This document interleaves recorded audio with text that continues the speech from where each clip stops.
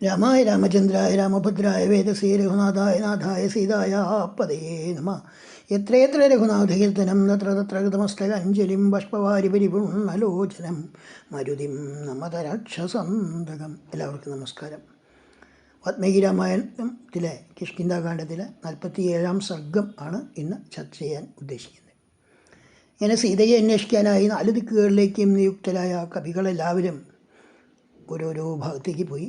അവർ പൊയ്കകൾ, പുഴകൾ, വള്ളിക്കുടിലുകൾ, ആകാശം, പട്ടണങ്ങൾ, പുഴകൾ കൊണ്ട് കടക്കാൻ പ്രയാസമേറിയ വനപ്രദേശങ്ങൾ എന്നീ സ്ഥലങ്ങളിലെല്ലാം തേടി.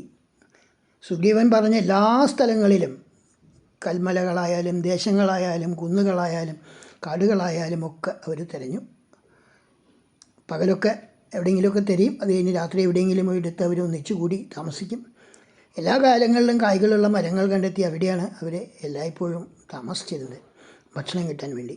ഇങ്ങനെ ചുറ്റിക്കറങ്ങിയിട്ടും 1 മാസമായപ്പോഴും നിരാശരായിട്ട് അവർ സീതയെ കാണാൻ കഴിയാതെ ആ പ്രസ്രവണ പർവ്വതത്തിൽ തിരിച്ചു വന്ന് ആ സുഗ്രീവനെ കണ്ടു എന്ന് പറയാണ്. ആദ്യം വടക്കദിക്കിൽ നിന്ന് ശതബലി എന്ന് പറയുന്ന മഹാനായ കവിയാണ് വന്നത്. അദ്ദേഹം വളരെ പേടിയോടുകൂടിയാണ് വന്നത്. അപ്പോഴേക്കും വാനരന്മാരോടൊത്ത് പടിഞ്ഞാറ് ദിക്കെല്ലാം തിരഞ്ഞ് സുഷേണൻ എത്തി. പ്രസ്രവണാദ്രിയിൽ രാമനോടൊത്ത് വാഴുന്ന സുഗ്രീവനെ ചെന്ന് അഭിവാദ്യം ചെയ്ത് അവരിങ്ങനെ പറഞ്ഞു: എല്ലാ പർവ്വതങ്ങളിലും കാടുകളിലും കൊടുങ്കാടുകളിലും പുഴകളിലും കടലിലെ ദ്വീപുകളിലുമൊക്കെ തിരഞ്ഞു. അങ്ങ് നിർദ്ദേശിച്ച ഗുഹകളിലും വള്ളികൾ കൊണ്ട് മൂടിയ വള്ളിക്കുടിലുകളിലുമൊക്കെ ഞങ്ങൾ പോയി. ദുഷ്പ്രദേശങ്ങളായ ദേശങ്ങളിലും ഞങ്ങൾ സഞ്ചരിക്കുകയുണ്ടായി. കോട്ടകളിലും കുന്നുകളിലുമൊക്കെ പോവുകയുണ്ടായി. പക്ഷേ അവിടെയൊന്നും ഞങ്ങൾക്ക് ഉദ്ദേശിച്ച രീതിയിൽ സീതയെ കണ്ടെത്താൻ കഴിഞ്ഞില്ല.